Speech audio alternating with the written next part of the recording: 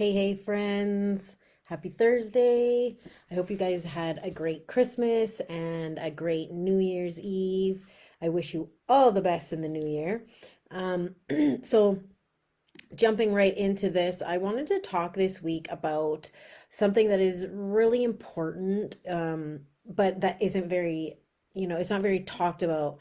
And unfortunately, that can have consequences. And I want to like open the door on this and talk about it because I suffered from it, and I know tons of parents who have probably suffered from it, some who may not even be aware of it. And what I'm talking about is postpartum sleep deprivation.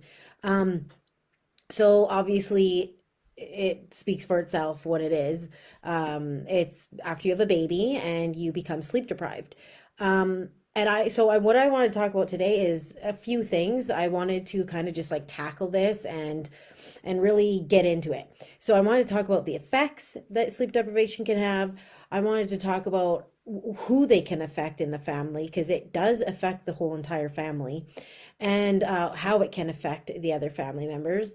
And then I also wanted to give you a little bit of tips on what you can do to overcome this.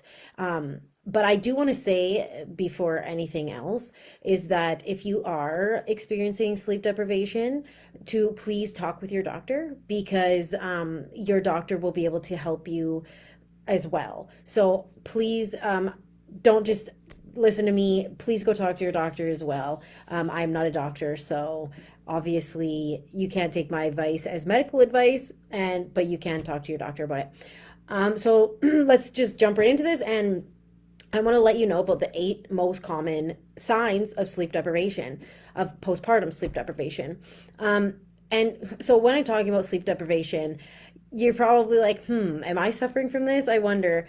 And just so you know, you are definitely not alone. I think they said it's about only 10% of parents are getting as the required 7 to 8 hours of sleep at night. So that means 90% of new parents are not getting adequate sleep after they have their baby. And I mean that makes sense obviously because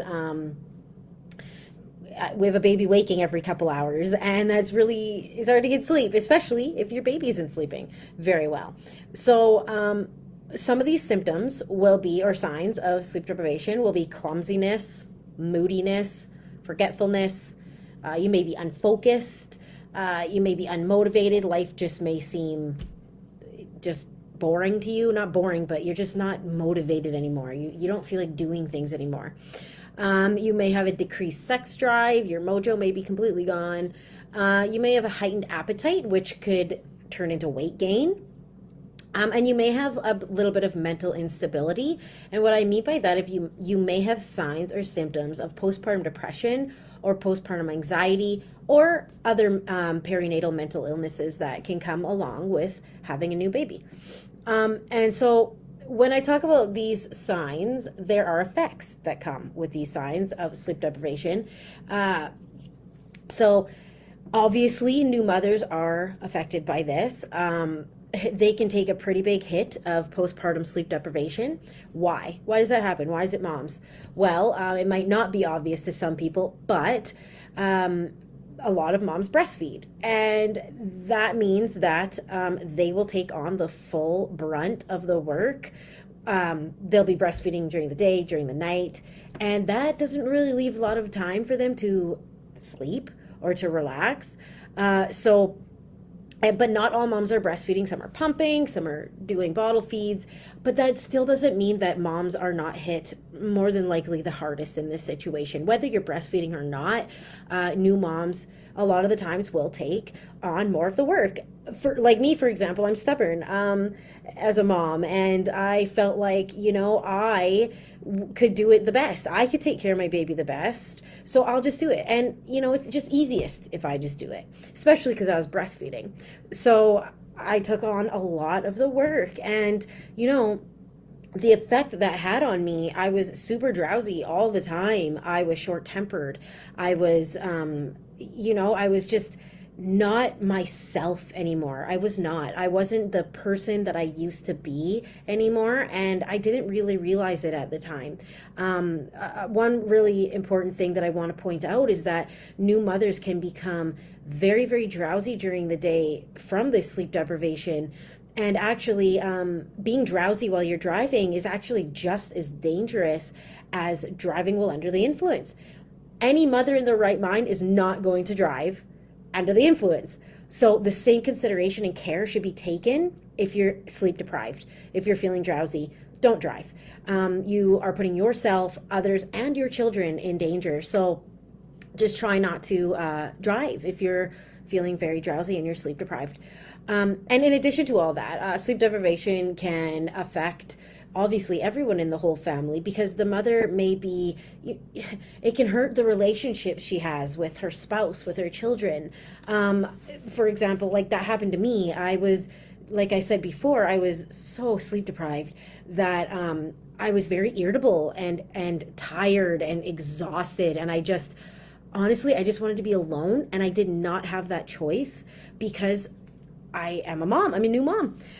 So, I mean, it affected my relationships. And unfortunately, that's just an unfortunate side effect of sleep deprivation that can happen to some people. And I happen to be one of those people, and I'm sure many other mothers are as well. And it led my postpartum sleep deprivation. One of the other effects it had, which has on other mothers as well, is that it led to postpartum depression and postpartum anxiety for me. And those I didn't even know. I didn't do a lot of research on those, as well as I didn't do a lot of research on postpartum sleep deprivation. So I wasn't really aware of what I was going through. I just thought I was tired and it was normal and I would get over it eventually, when that was just not the case. And like I said before, this happens to many mothers, unfortunately. But this can also affect fathers. Postpartum sleep deprivation can affect fathers. Obviously, the relationship with the mother can be affected. If she's sleep deprived, it can affect the father. If he is sleep deprived, it can affect her, and it can go vice versa as well. And this isn't really well known to a lot of people, but males, fathers, can also suffer from postpartum depression. It's actually more common than we think. Studies show that 1 in 10 dads suffer from postpartum sleep deprivation, but they also think that it is widely underreported. They actually think it's probably closer to 20 to 25% of new fathers suffer from postpartum depression, and obviously postpartum sleep deprivation. So they can also suffer from perinatal mental illnesses of some sort.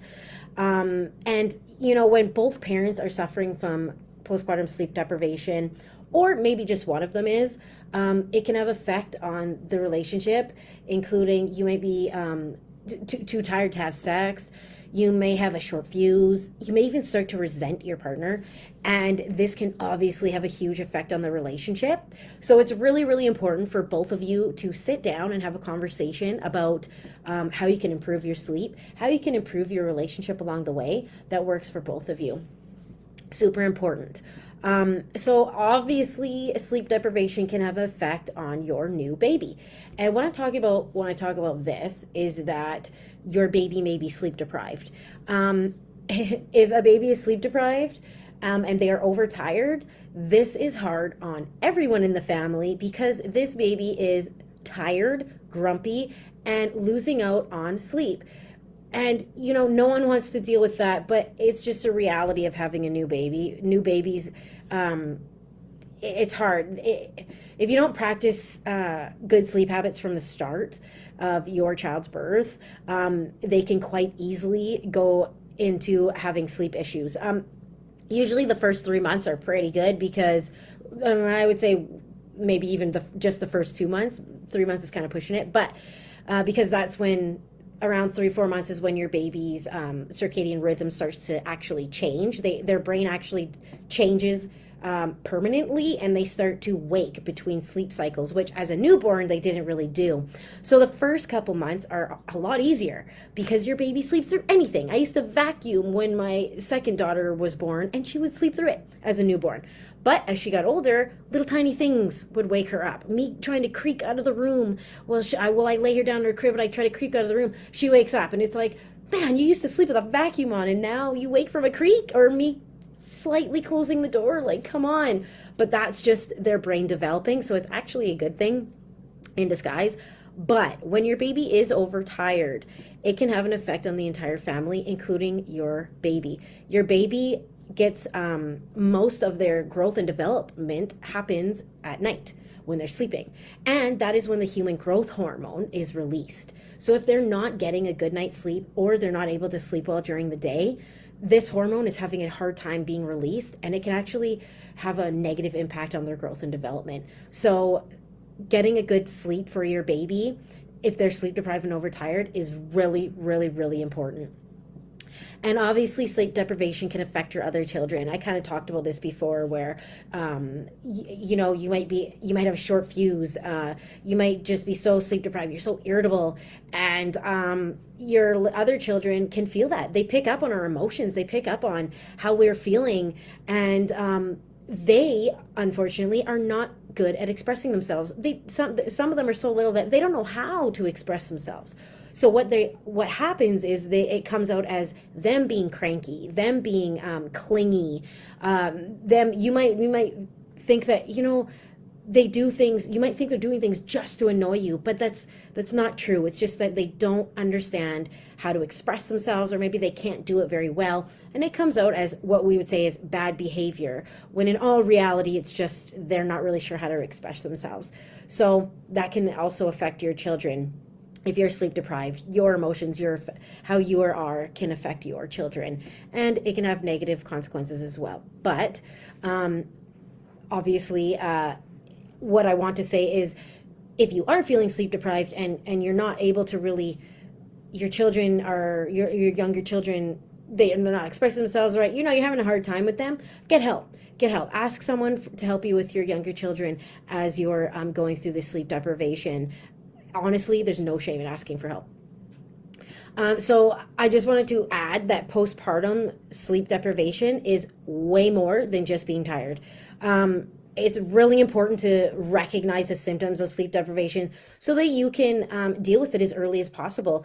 That's why I made this video, because I want mothers, whether you already have a child or you're pregnant right now, I want you all to know how important it is to research things like postpartum sleep deprivation, postpartum depression, postpartum anxiety, all those perinatal mental illnesses.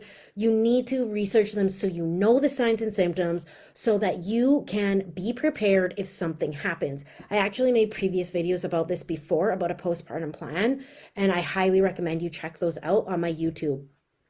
So for me, it got to a point where I felt so alone, scared, depressed, and I didn't get the help that I needed at the time because I thought it was just normal what I was going through because I just had a baby and I was tired. And I thought, you know what, this will end when he gets older and he's sleeping better and I'm sleeping better and it'll get better. And it really didn't.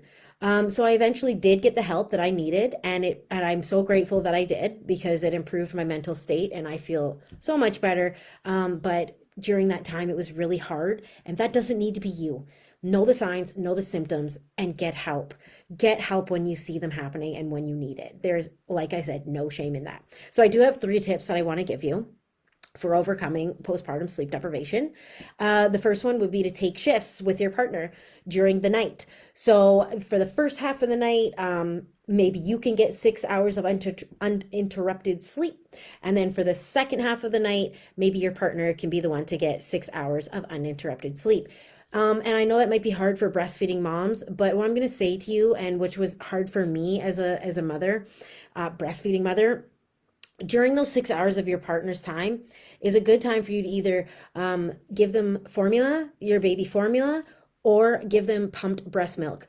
And I know that kind of messes with some moms because they're like, oh, what will that do to what will that do to my breast milk? Like, is it going to not produce properly anymore? And let me just tell you that your sleep is worth it. It will not mess up it will not mess anything up. Wake up and pump, or feed your baby.